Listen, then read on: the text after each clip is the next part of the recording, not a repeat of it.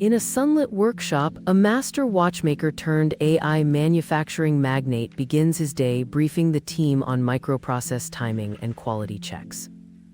He blocks mornings for deep work on algorithmic quality control, then pivots to hands-on prototyping alongside machinists who blend traditional craft with modern automation. When setbacks strike, he treats them as design challenges inviting cross-disciplinary collaboration rather than blame, turning each failure into a measurable improvement.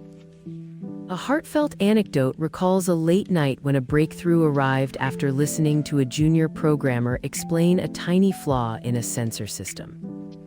The takeaway for viewers is clear: patience, disciplined curiosity, and courage to fuse timeless craft with tomorrow's tech to create sustainable impact.